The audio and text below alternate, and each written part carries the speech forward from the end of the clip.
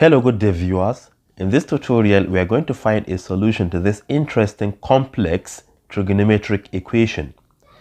We want to find that value of x that can satisfy this equation, the square root of sine x plus I multiplied by the square root of sine x, the whole of this equal to 2. I have never solved a problem like this. This is my first time. So in case you notice any error, kindly let me know. Alright, let's get started. From first to second terms, we have the square root of sine x in common, so we can factor it out. We have the square root of sine x in bracket. If you take this, you divide by this, you have 1, right? So I have 1 here plus. Take this, you divide by this, you have only I.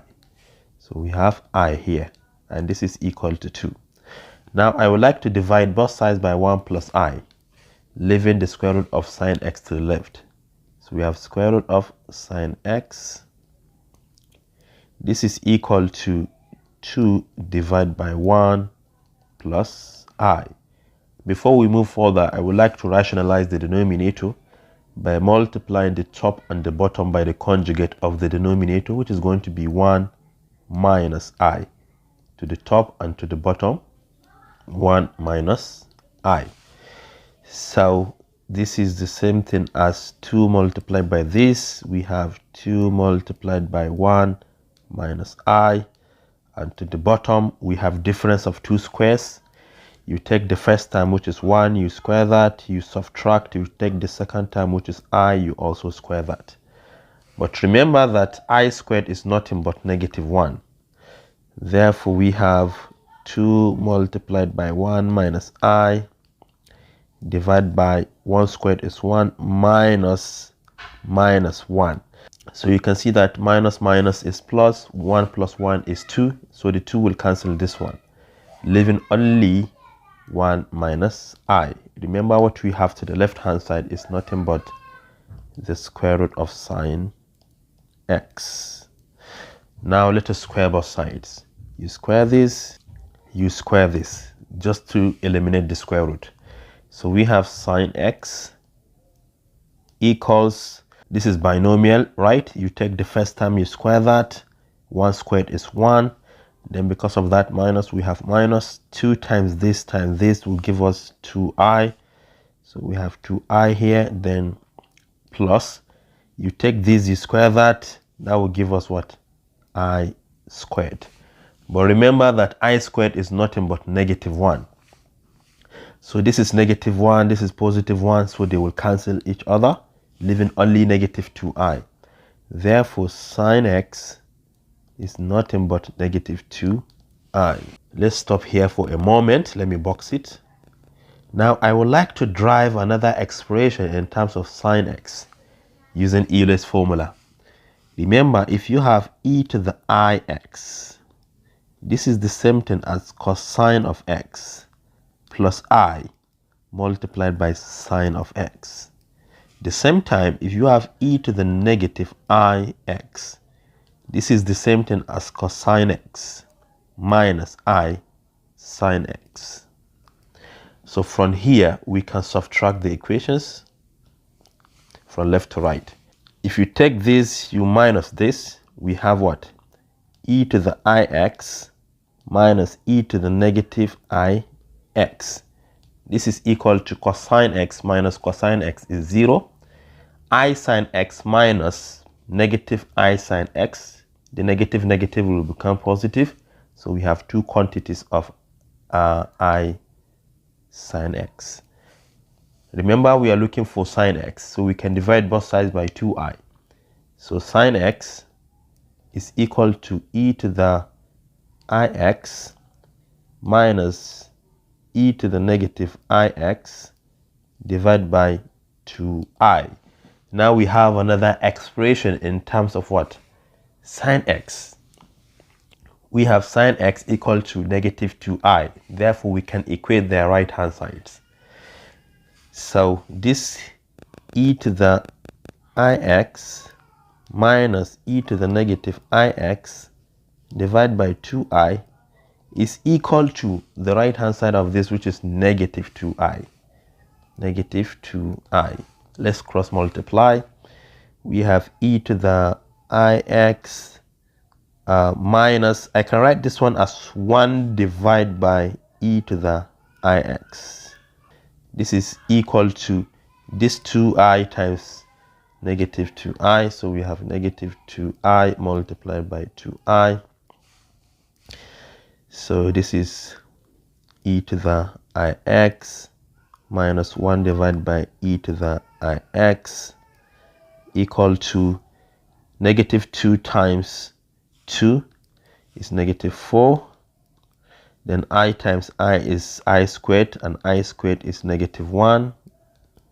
So you can see that this is the same thing as positive 4. Let me write it. We have e to the ix minus 1 divided by e to the ix is equal to 4. So we can multiply every single term by e to the ix just to clear this fraction. So I can do that like this: e to the ix multiplied by e to the ix minus e to the ix multiplied by 1 divided by e to the ix.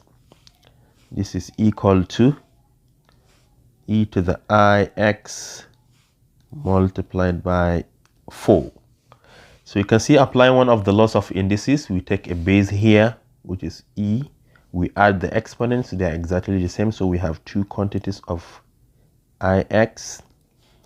Then minus this will be equal to 1 because this will cancel this. We have 1. This is equal to 4 e to the ix. Let's bring every single term to the left hand side. We have e to the ix whole squared, right? It's the same thing with this one.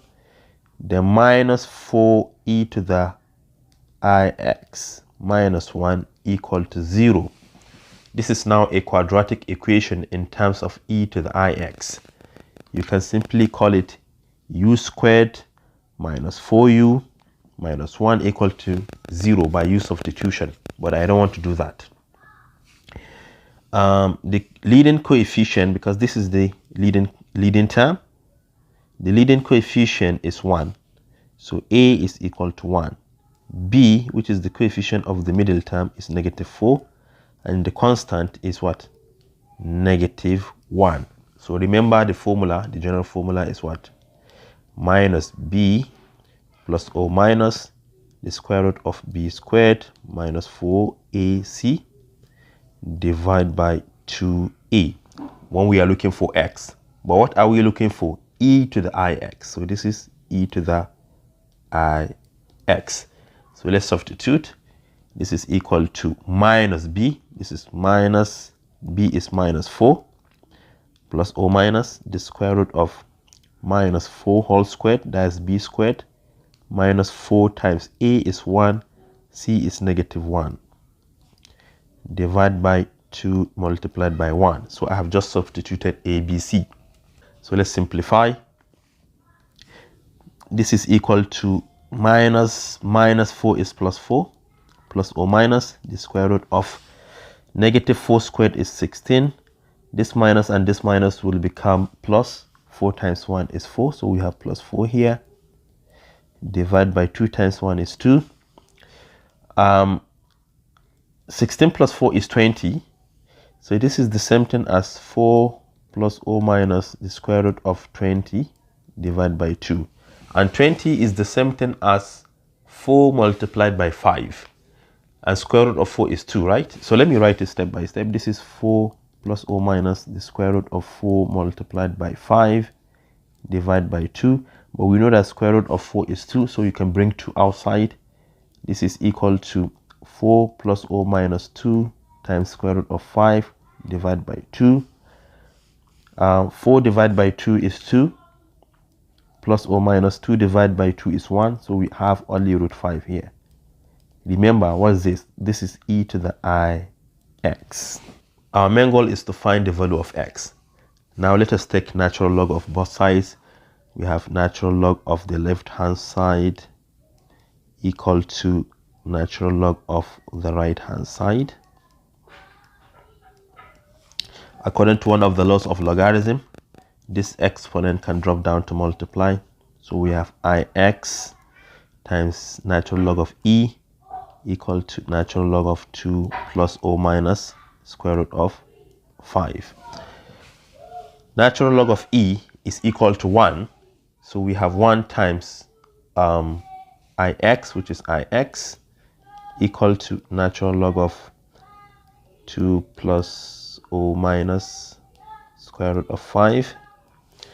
So I would like to multiply both sides by I. Multiply this by I, multiply this by I, so that this becomes I squared, and I squared is -1. So we have negative x equals I times the whole of this is just I times natural log of 2 plus or minus square root of 5.